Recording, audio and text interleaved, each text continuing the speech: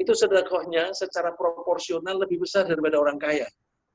Kalau orang kaya bersedekah 1 juta, tapi duitnya 1 miliar, itu hanya berapa persen? Bandingkan dengan orang yang bersedekah 10.000, tapi duitnya hanya 100.000, itu sudah 10%. Oleh karena itu kita ketika bersedekah mesti latihan mulai dari kecil, dan untuk ngetes diri kita sendiri, apakah kita ini ketika bersedekah itu ikhlas, murni hanya karena Allah atau tidak. Kita bisa ngetesnya misalnya setelah kita bersedekah, kita mengharapkan rasa terima kasih atau ucapan terima kasih enggak?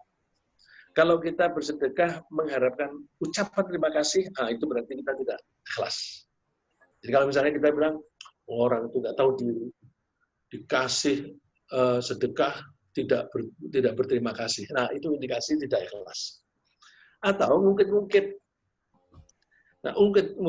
itu bisa membatalkan sedekah. Membatalkan sedekah itu tidak hanya ketika kita memberi langsung saat itu. Bisa juga 10 tahun atau 20 tahun kemudian. Ya kalau misalnya kita memberi seseorang, tetangga misalnya, kita beri terus dia tidak berterima kasih. Lalu kita bilang, oh orang itu nggak tahu terima kasih. Nah, itu saat itu juga pahala sedekah batal. Tapi ada kemungkinan begini, kita membiayai kehidupan keponakan kita yang yatim, kita biayai sekolahnya dan sebagainya. Setelah dia sekolah lulus jadi sarjana atau bahkan bisa lulus S1, S2, S3, lalu dia makmur. Lalu orang yang bersedekah tadi, kok dia nggak inget ya bahwa dulu dia sekolah itu siapa yang biayai. Kebetulan orang yang kalau dia sudah sukses seperti itu, yang bersedekah kan makin tua makin nggak punya penghasilan. Lalu kok dia nggak tahu diri ya, dulu siapa sih yang membiayai? Dan sekarang aku yang dulu membiayai, sekarang menjadi miskin karena tidak ada lagi penghasilan, kok dia tidak pernah tahu diri untuk memberi santunan kepada aku. Nah, itu batal, meskipun sudah 30 tahun yang lalu. Oleh karena itu, kita ketika bersedekah, hati-hati. Ya kan? Apapun yang kita lakukan harus karena Allah. Terus ketika kita bersedekah, kita lihat materi yang kita sedekahkan. Materi kita bisa berupa uang, bisa berupa sarung, bisa berupa baju, dan sebagainya. Materi itu harus yang halal dan bagus. Tidak boleh bersedekah dengan uang hasil curian. Tidak boleh bersedekah dengan hasil uang yang hasil penipuan. Itu nggak boleh. Dan harus yang bagus. Tidak boleh misalnya buah yang busuk diberikan pada orang lain. Kemudian objeknya kepada siapa? Kita berikan kepada orang-orang yang fakir, miskin, anak yatim, dan seterusnya. Umumnya para ulama berpendapat bahwa kalau sedekah itu wajib disebut zakat. Zakat itu penerimanya harus salah satu atau beberapa dari 8 kelompok yang disebut oleh Allah di surat At-Taubah, surat 9 ayat 60. Ini sudah populer, jadi saya tidak perlu membaca lagi. Jadi ada fakir, miskin, amil zakat, orang mu'alaf, dan sebagainya.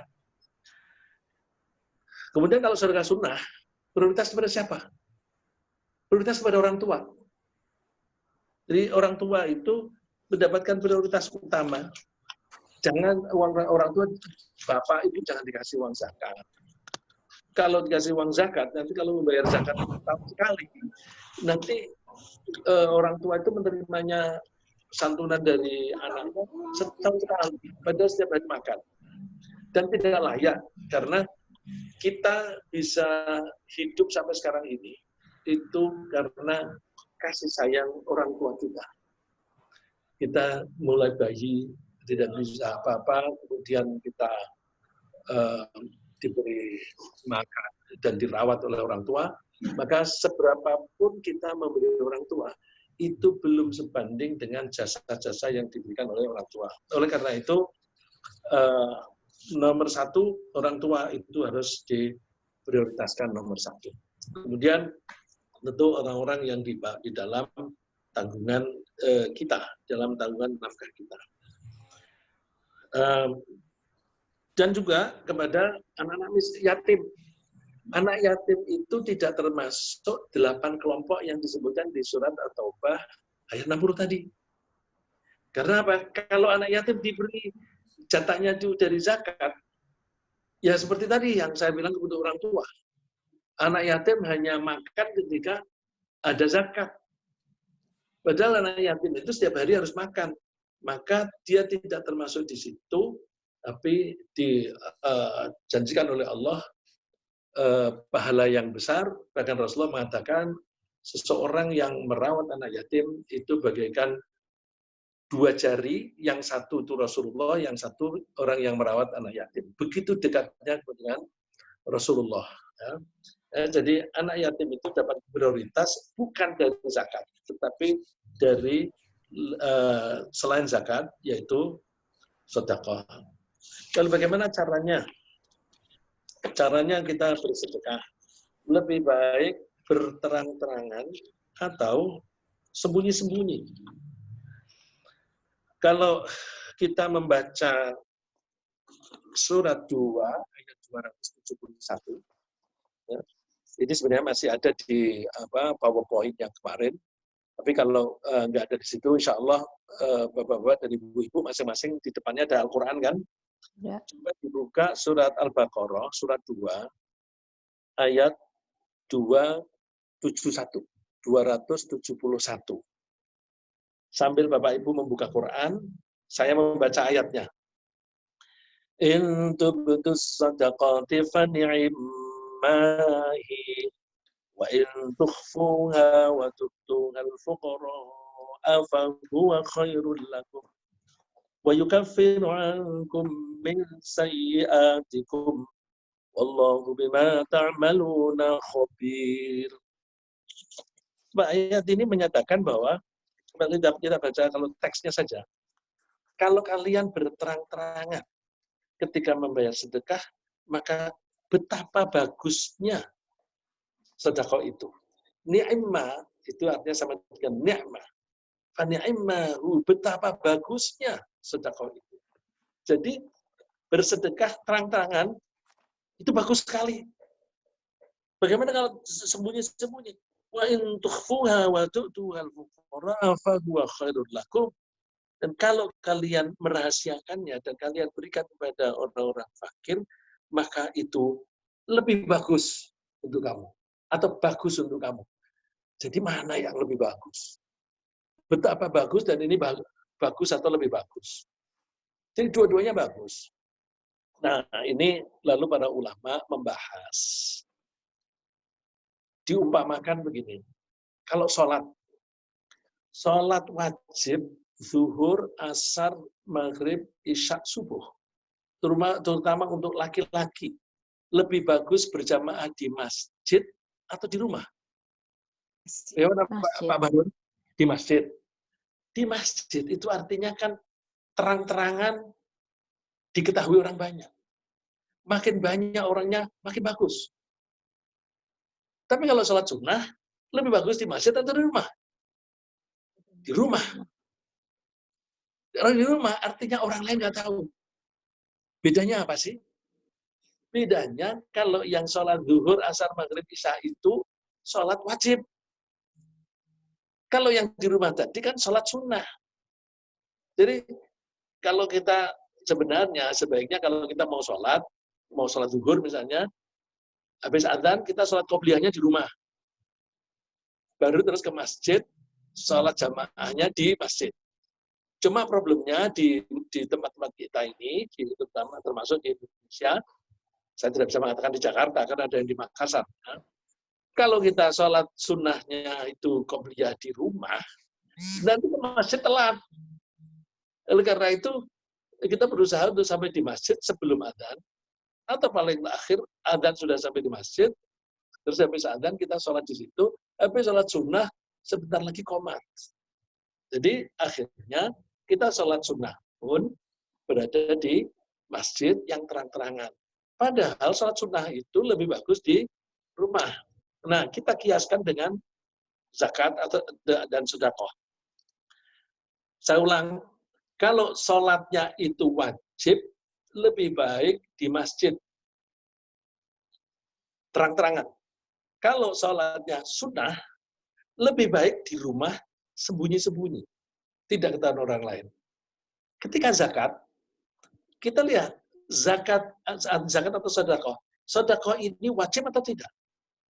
Kalau wajib, berupa zakat, lebih baik terang-terangan. Karena kalau nggak terang-terangan, orang akan mengatakan, oh itu kaya raya tapi pelit. Nah, menimbulkan fitnah. Menyebabkan orang menggunjing, dan menggunjing itu dosa. Bisa mendorong orang berbuat dosa.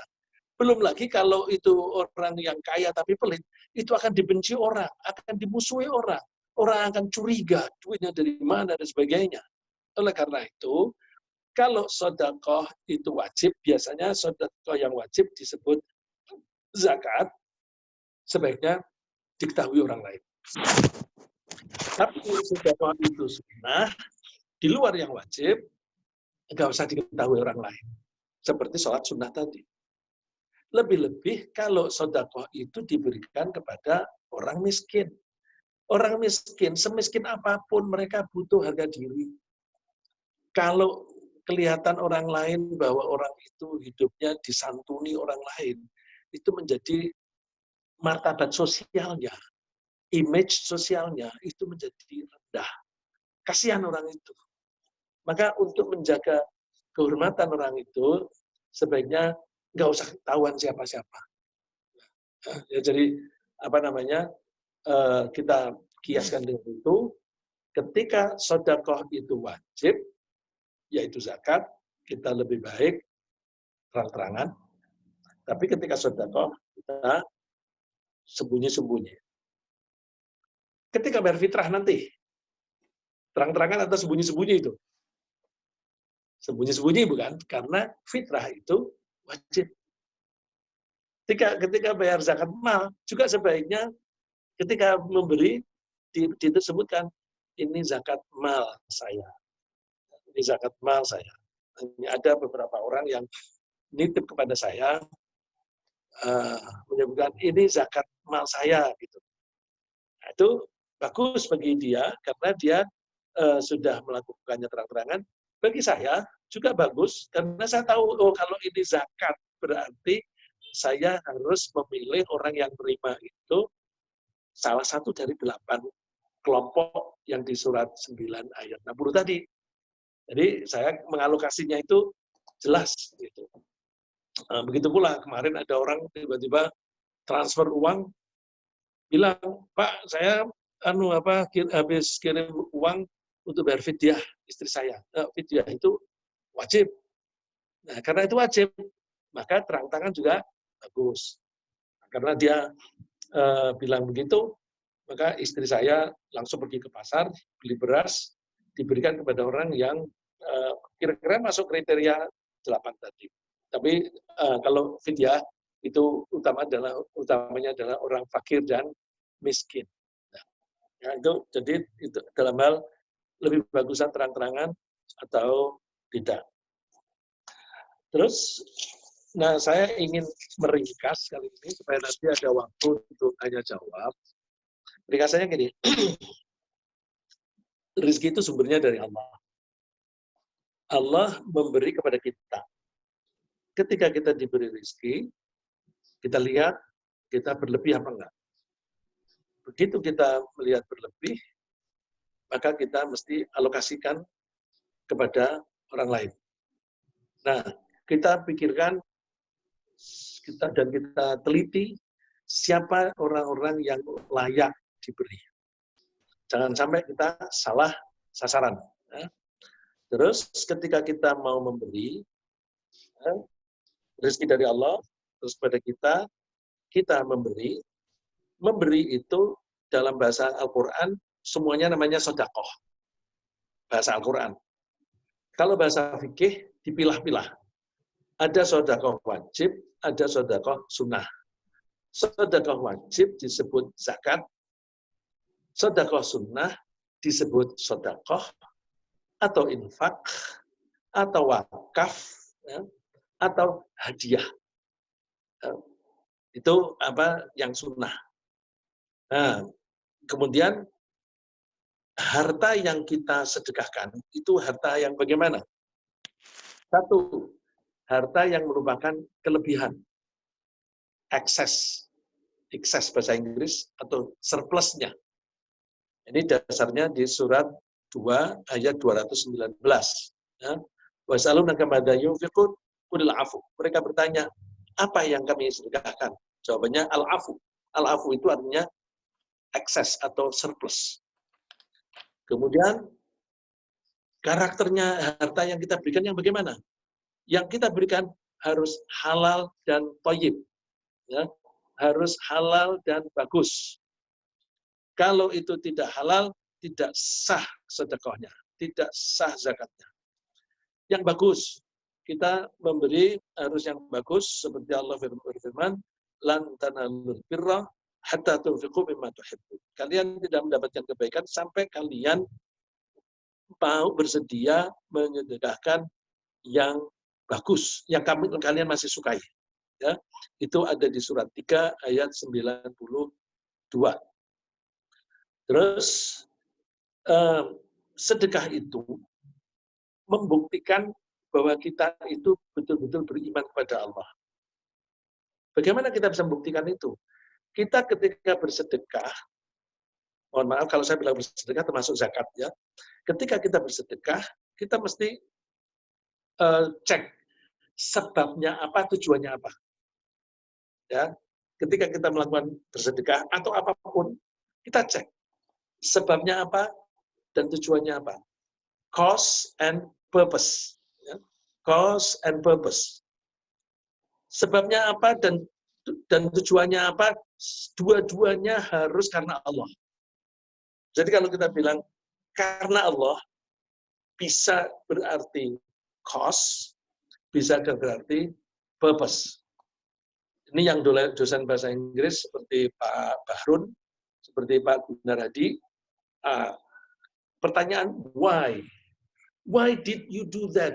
Why itu jawabannya bisa cause, bisa because, bisa purpose. Purpose itu in order to, ya. Because dan in order to. Dua-duanya harus karena Allah. Harus Allah. Ya. Kenapa kamu bersedekah? Karena aku diperintah oleh Allah. Jadi di belakang kita yang mendorong kita untuk bersedekah adalah perintahnya Allah. Terus tujuannya apa? Tujuannya untuk mencari ridho Allah. Ya, jadi dua-duanya itu harus terjawab di kata lillahi ta'ala. Ya, lillahi ta'ala itu dua-duanya. Disebabkan perintah Allah, tujuannya untuk mencari ridho Allah.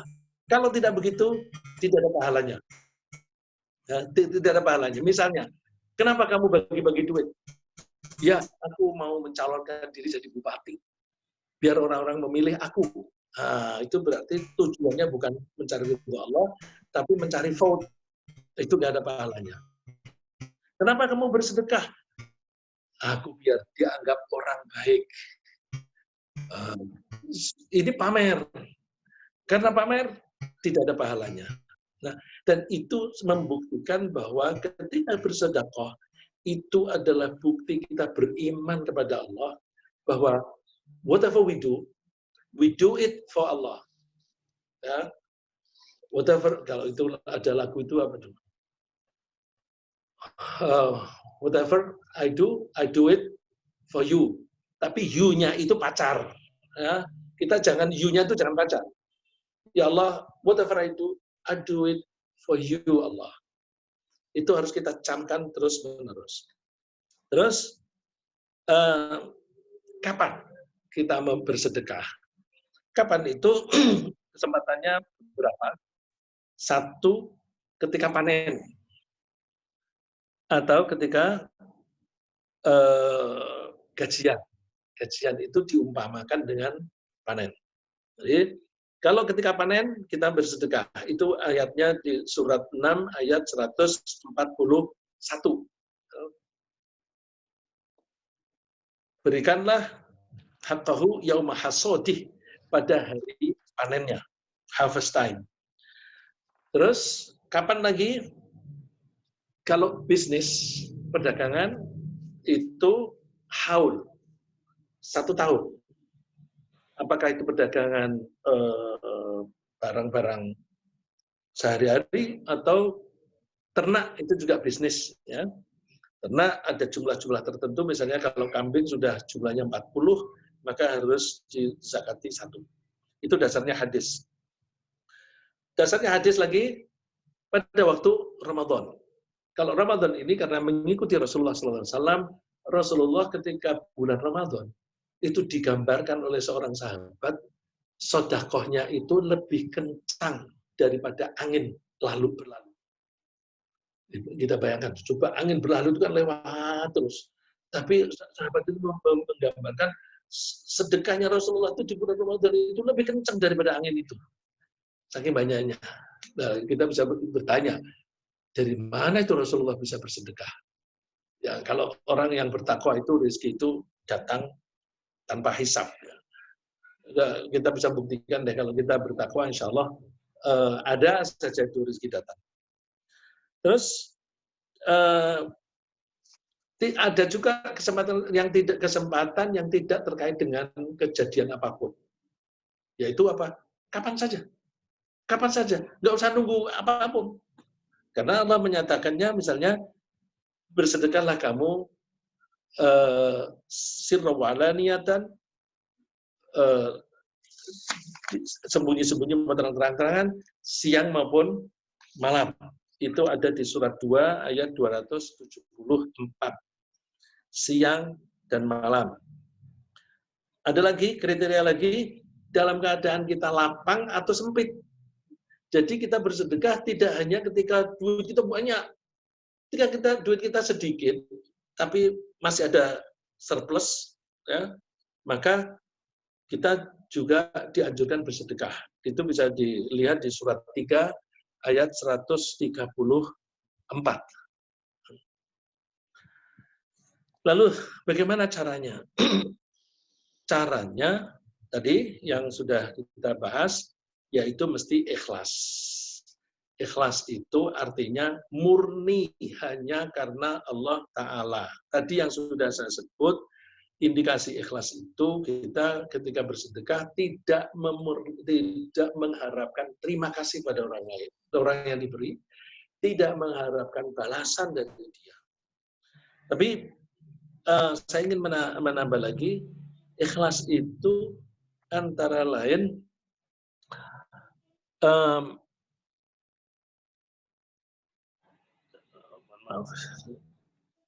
tujuannya hanya satu. Karena ikhlas itu artinya murni. Murni berarti hanya satu. Banyak orang bersedekah niatnya lebih dari satu. Nggak boleh lebih dari satu. Misalnya apa? Aku bersedekah, niatku nomor 1, mencari ridho Allah. Atau mencari pahala. Yang kedua apa? Biar rizkiku lancar. Ketika tujuan yang pertama tadi, mencari ridho Allah, itu berarti mengabdi kepada Allah. Tapi ketika aku bersedekah supaya rezekiku lancar, itu mengabdi kepada Allah atau kepada diri sendiri? Diri sendiri. Itu bukan ibadah. Berarti itu tidak ikhlas.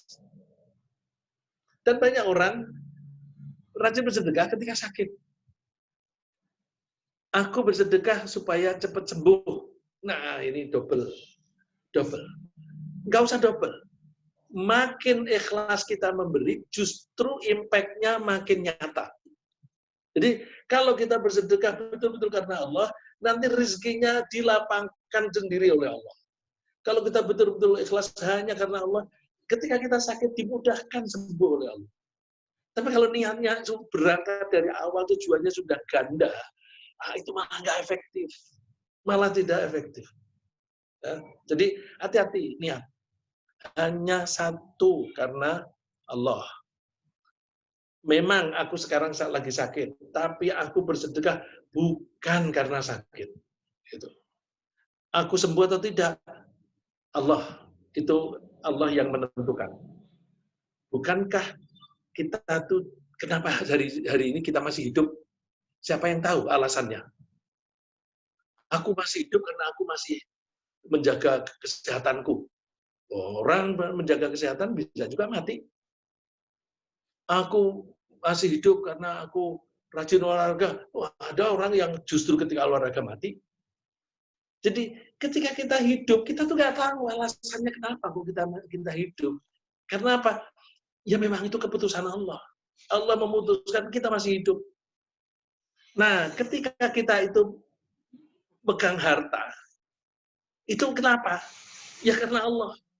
Ya karena Allah. Ya kadang-kadang kita itu mencoba mencari rezeki lewat mengubur-ngubur proyek A. Ternyata nggak dapat. Padahal kita sudah mati-matian mempersiapkan tendernya itu dengan mati-matian. Nggak dapat. Dapat pekerjaan lain yang tanpa kontrak. Itu kan Allah sendiri yang ngatur. Jadi kita ini, hidup kita, harta kita itu Allah yang mengatur. Maka ketika kita itu melakukan apapun ya semata-mata hanya karena Allah. Kemudian ketika kita caranya tadi nomor 1 ikhlas, terus bisa terjadi yang sudah kita sebut, bisa sembunyi-sembunyi, bisa terang-terangan, dan ada satu lagi, tidak berlebihan. Loh, sedekah kok tidak berlebihan? Ayatnya itu justru menyebutkan jangan berlebihan itu ketika Allah menyebut sedekah. Wala tubadzir tabdzira. Jangan kamu memubadzirkan. Itu ayat itu kaitannya dengan sedekah. Mohon maaf saya lagi mencari di surat 17 ayat 26. Surat Al-Isra ayat 26.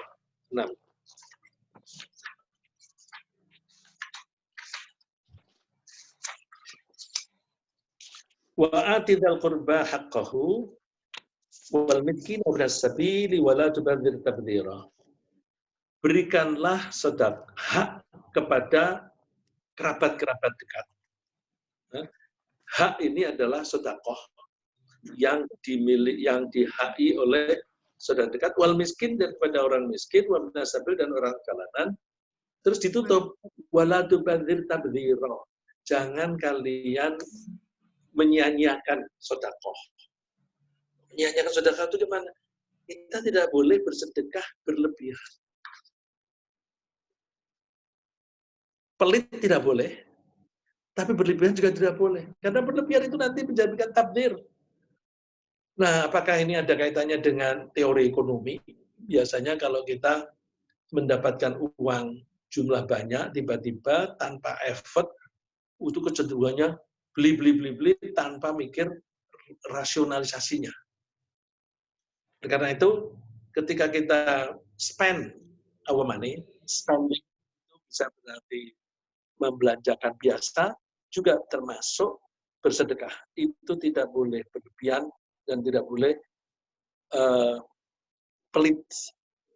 Nah, itu dikonfirm lagi, dikuatkan lagi di 2 ayat berikutnya, yaitu di ayat 29. Kalau tadi di 2 ayat 26, 3 ayat berikutnya. Wala taj'al yadaka maghlulatan ila 'unuqika wala tabsutha kullal basti fataquda maluman mahsura.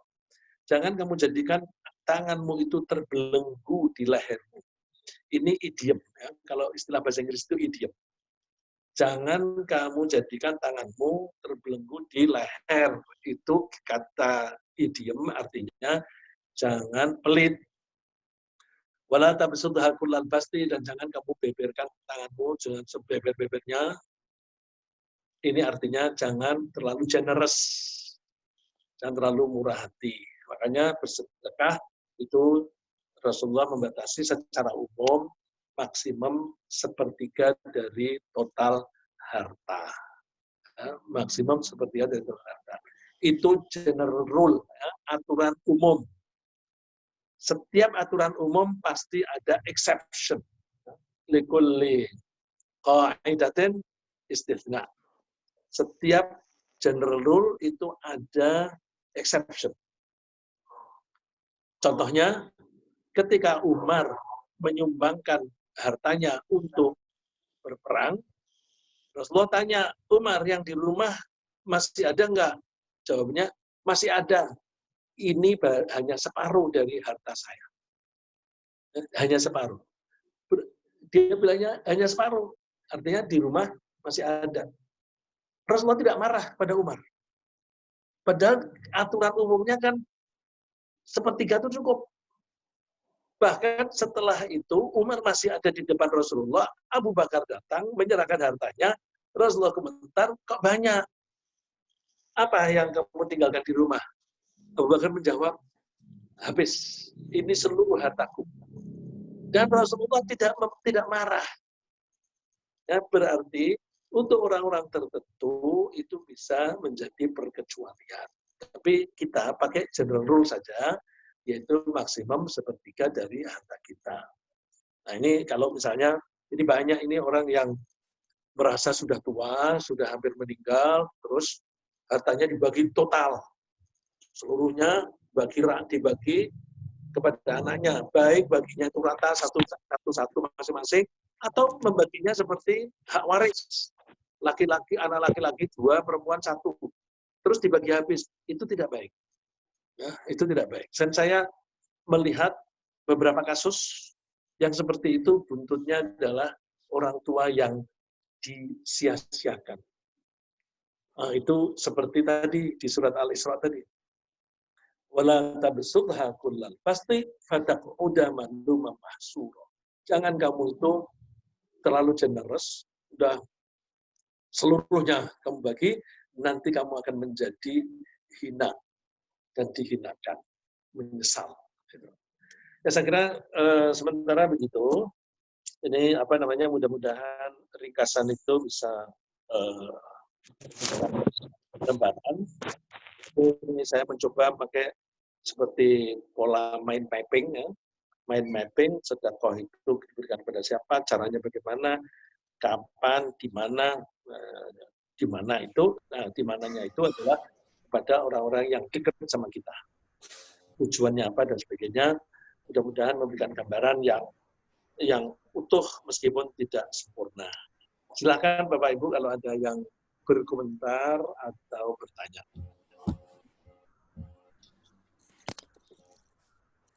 Ini hostnya, Bu Reni. Ya, Pak. Atau Bu... Ya, baik. Ibu dan Bapak silakan yang mau mengajukan pertanyaan. Tolong di-unmute dulu.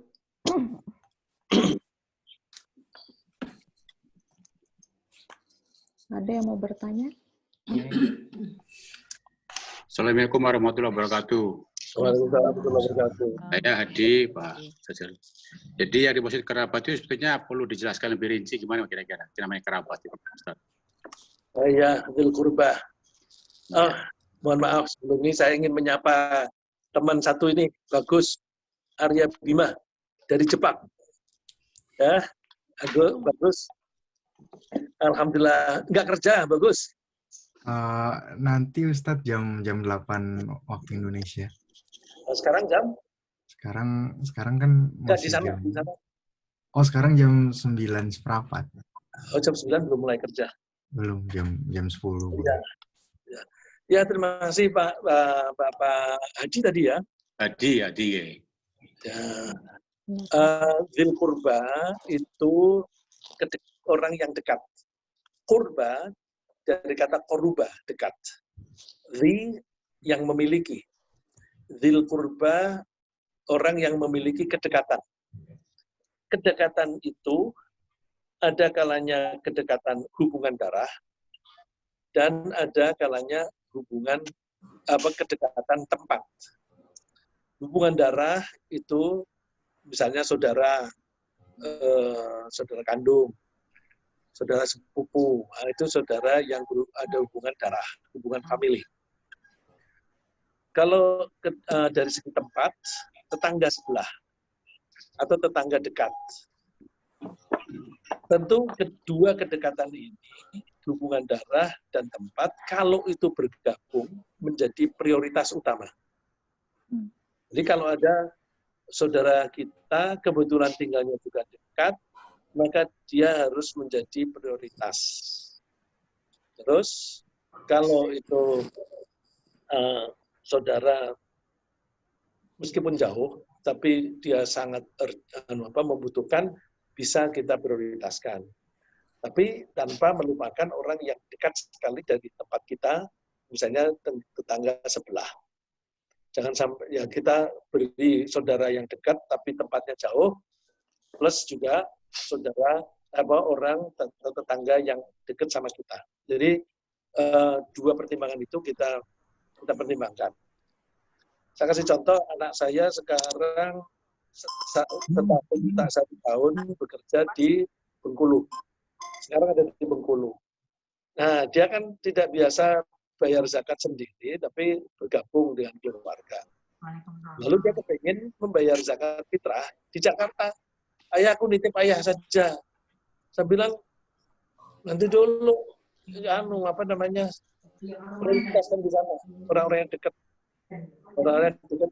Jadi secara fisik dekat. Karena dua pertimbangan saya, satu, fisik, dia bekerja di sana, dia digaji juga di sana, dia hidup di sana, mengganggu lingkungannya orang-orang sana. Yang kedua, kalau di Jakarta ini, Masya Allah, Alhamdulillah, sekarang ini rezekinya orang-orang miskin lagi banyak. Ini di rumah saya itu, saya juga terima bantuan sosial. Istri saya kepengen langsung membagi. Saya bilang, jangan dibagi sekarang. Orang-orang itu lagi banyak berasnya di rumah. Ada bantuan dari pemerintah pusat, ada bantuan dari pemerintah DKI. Dan dia coba tanya, semua tetangga, semuanya bilang terima. Jadi ini kalau bansos yang kami terima, bansos ini yang dari pemerintah DKI, miskin atau tidak, semuanya dapat. Nah ini kalau dibagi sekarang, nanti habis berlebihan. Ya. Jadi jangan. Nah itu kalau saya di Bengkulu membayar fitrah di sini, ya nanti orang di sini itu terlalu banyak mempunyai beras. Artinya mereka tidak sedang butuh, padahal zakat fitrah itu intinya adalah jangan sampai ada orang tidak bisa makan pada Idul Fitri. Maka sedekah fitrah itu, zakat fitrah itu dianjurkan sebelum imam naik mimbar. Sebelum imam naik mimbar sholat Id. Supaya betul-betul pagi-pagi itu diserahkan, kemudian pada hari itu orang-orang miskin bisa makan. Pak Hadi, kira-kira saya menjawab pertanyaan Bapak? Insya Allah bisa, saya terima. Ya. Ada lagi? Saya boleh. Apa? Bu Fanda. Bu Fanda. Suaranya bisa jelas? Mau Mbak Gini tambah Pak? Belum sholat Id. Sebelumnya? Ya, saya. Anda boleh, Pak. Kurang jelas, Bu. Bisa diulang? Ibu. Bu Fanda, suaranya kurang jelas. Hilang ya? Ya, diulang. Suaranya.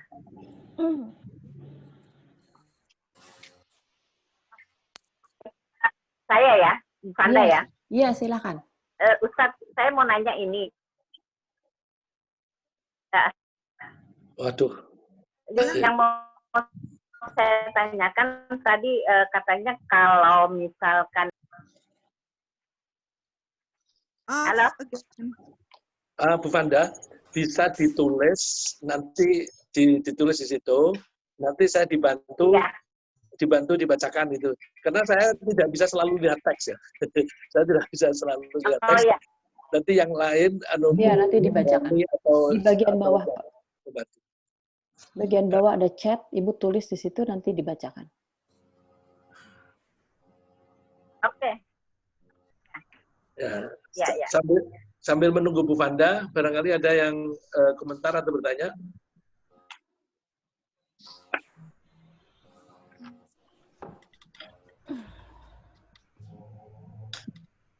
Ya, boleh saya sambung?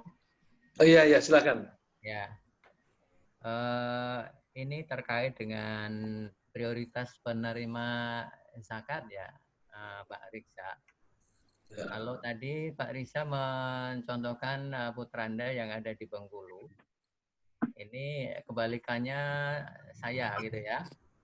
Ya. Saya kebetulan di Solo, tetapi keluarga itu di keluarga hubungan darah maksudnya ya, itu di desa gitu. Ya. Nah ini saya memang dalam hati itu memang memprioritaskan apa yang ada di kampung ya, karena di Solo itu juga sama ya kondisinya kan sama seperti Jakarta ya. Ini dalam masa-masa yang saya sebut saja makmur ya, karena ini bantuan-bantuan. Nah ini kaitannya dengan apa itu zakat, apa itu sedekah, itu ya. Ya. Jadi kalau kami memprioritaskan, oh zakat saya nanti saya berikan di kampung saya saja. Gitu. Kira-kira gimana Pak? Kalau memang situasinya seperti itu, tetangga-tetangga itu sudah berkecukupan, apalagi sekarang ini banyak santunan. Ya. Dan di desa belum tentu ada yang memberi santunan. Iya, betul. Jadi situasinya itu bisa situasi kita sendiri dan juga kita memperhatikan situasi orang yang calon menerima. Iya. Ya, calon menerima karena mereka tidak punya akses. Ini contoh deh, teman-teman kita ini ada beberapa yang nitip sedekah atau zakatnya pada istri saya. Loh, kenapa nitip? Kenapa nggak ke pada tetangganya? Jawabannya apa? Tetangga nggak ada yang layak menerima. Itu yang fidyah kemarin itu juga begitu. Dia nitip supaya bayarkan fidyah. Saya bilang, Pak itu kan lebih baik orang dekat situ. Nah, saya ini tinggal di rumah anak saya di komplek perumahan yang orangnya kaya-kaya. Kepada siapa? Ya udahlah, saya terima saja. Nah itu, jadi jauh tidak apa-apa. Asal itu prioritasnya adalah orang-orang yang membutuhkan dan kebetulan ada kedekatan. Nah, kedekatan ini adalah keluarga. Bahkan kedekatan yang tidak keluarga pun, kalau itu sangat membutuhkan, itu bisa dapat prioritas. Contohnya misalnya, sedekah kita, kambing atau unta yang disembelih pada musim haji. Diberikan kepada siapa? Orang-orang yang haji semuanya kaya. Maka oleh pemerintah Saudi, ditampung, diawetkan, terus dikirim ke negara-negara miskin. Yang tidak ada hubungan darah, tapi mereka sangat membutuhkan. Nah, itu tidak apa-apa. Jadi insya Allah baik juga itu Pak Gunarudi. Iya, artinya termasuk zakat juga bisa begitu ya? Ya, termasuk. Itu zakat wajib maupun sunnah. Gitu. Ya. Terima kasih pencerahannya. Ya. Pertanyaan Bu Vanda tadi sudah bisa diajukan? Sudah Pak. Apa tuh? Ya, pertanyaannya gini. Apakah anak bisa membatalkan amal yang diterima orang tuanya sudah almarhum, karena anak tersebut komplain pada orang yang pernah dibiayai oleh orang tua kita? Oh, enggak. Wala taziru waziratu wizra ukhra. Seseorang itu tidak menanggung dosa yang dilakukan oleh orang lain. Yang bersedekah orang tua, terus anaknya ungkit-ungkit. Anaknya mengungkit-ungkit itu kan individu yang berbeda. Memang itu anaknya, tetapi kan individually, ya secara individu itu orang yang berbeda. Dan besok di akhirat itu amalnya bapak dan anak itu masing-masing. Maka ungkit-ungkit oleh anak itu tidak, insya Allah tidak membatalkan sedekahnya orang tua. Dianya dosa, ya, dianya dosa. Tetapi dosanya tidak mempengaruhi pahala yang diperoleh oleh bapaknya. Terjawab? Iya. Ya, terjawab. Ya, terima kasih. Ada lagi? Ustaz Bahrun. Pak Bahrun ada pertanyaan, Pak Riksa. Begini, Ustaz. Saya tertarik sekali dengan masalah sedekah ini, masalah zakat. Karena saya guru, jadi saya melihatnya dari segi pendidikan dan hubungan sosial.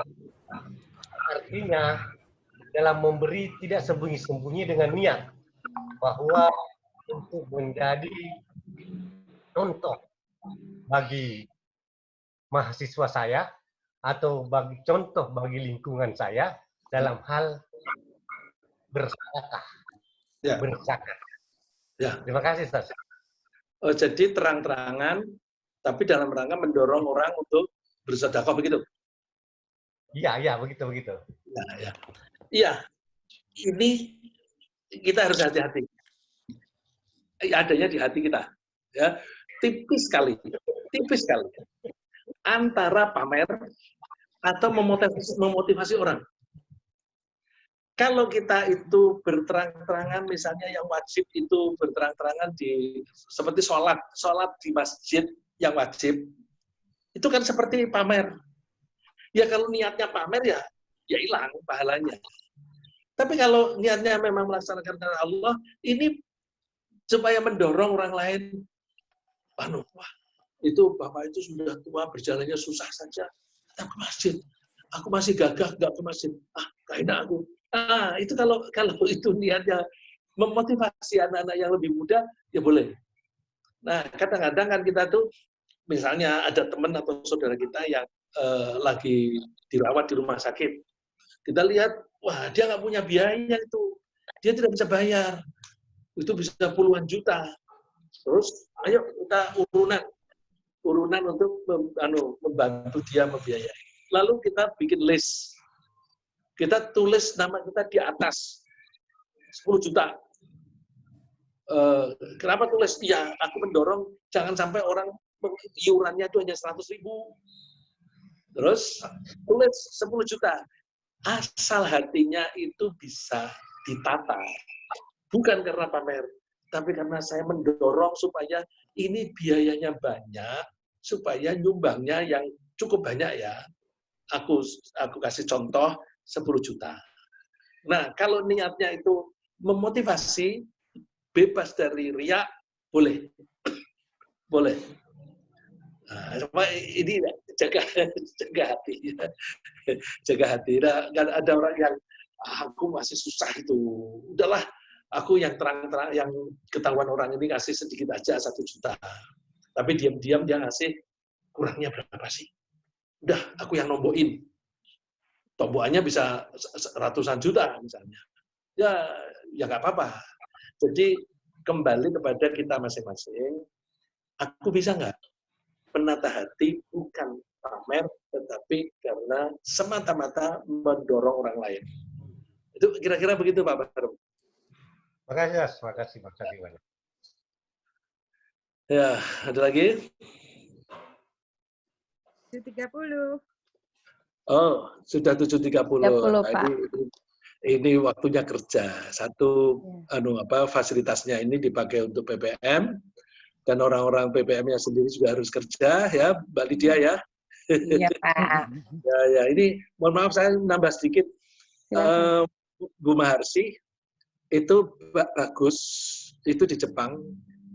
Itu anaknya orang yang Bu Maharsi kenal. Ini anaknya Bu Irvi. Anaknya Bu Irvi, dia kuliah di ITB umur berapa? Bagus 14 ya? Iya, Ustaz. Umur 14 diterima di ITB, umur 18 orang-orang baru masuk, dia sudah sarjana.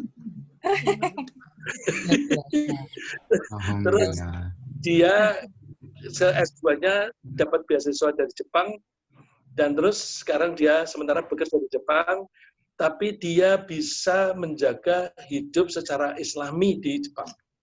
Ini suatu saat nanti Mas Bagus biar cerita ya. Ya, sementara perkenalannya begitu aja supaya kita itu terdorong untuk belajar gitu. Kalau tidak ada lagi, ini minggu depan, Rabu depan kita libur ya, karena itu Lebaran, suasananya Lebaran. Yang hari Minggu pagi juga kita libur karena pas Idul Fitri. Lebaran pas.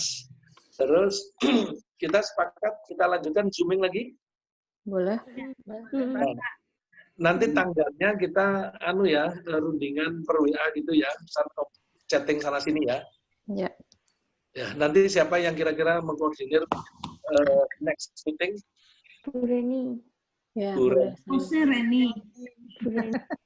Oke, boleh. Bu Rani bersedia ya, Bu ya? Iya, Pak, insya Allah. Ya. Atau nanti bisa dibantu Bu Naendra. Ya. Saya nunjuk aja Bu Naendra. Mohon maaf. Ya, kalau tidak ada lagi, coba sebentar. Barangkali ada yang komentar, 1-2, atau menyampaikan sesuatu. Pak Tono? Ada satu kalimat saya yang perlu mungkin saya simpulkan sedikit sendiri untuk diri saya sendiri. Ya. Bahwa orang yang melaksanakan sedekah sunnah itu menunjukkan kualitasnya. Ya. Ya. Juga dengan sholat sunatnya. Ya. Terima kasih. Ya. Ya, saya kira begitu. Karena orang suka melihatnya definisi sunnah. Definisi sunnah itu kalau dijalani dapat pahala, kalau ditinggalkan tidak dosa. Pak Baru ini kira-kira gini. Sunnah itu adalah opportunity. Opportunity untuk mendapatkan pahala lebih banyak. Kalau dia imannya kuat, dia akan merasa, sayang ini kan ada kesempatan. Jadi, we have to grab the opportunity. Kira-kira begitu Pak Barun ya. Ya, terima kasih. Saya mohon maaf lahir batin semua kesalahan saya. Dan mudah-mudahan amal ibadah kita, puasa kita, sholat kita, sedekah kita semua diterima oleh Allah Subhanahu wa taala. Amin. Dan mudah-mudahan kita diampuni semua kesalahan kita sehingga kita bersih lagi. Amin. Oh, ini mohon maaf itu ada Dr. Lukman. Mohon maaf ya, saya terlambat tadi. Oh iya, terima kasih Dr. Lukman. Ya, mau lahir batin Pak, selamat hari raya Idul Fitri. Ya, maaf Pak, maaf batin. Terima kasih Bu Reni. Oh ya, foto-foto ya. Foto. Foto ada Mas Bagus. Ada Mas Bagus. Fotonya kasih ada-ada ya. Ya. Kasih aba-aba. Ya. Ntar biar muncul dulu semua. Ya udah. 1, 2, 3. Oke. Dah, terima kasih Bapak. Terima kasih. Assalamualaikum. Terima kasih Pak Riksa. Terima kasih Pak Riksa. Semua selamat Lebaran Idul Fitri. Assalamualaikum. Mohon maaf lahir batin. Lahir batin semuanya. Ya. Mohon maaf lahir batin. Kok rusak? Ya. Dengar suara tapi di sini kok nggak ini? Apa? Hah? Iya, Nina ada.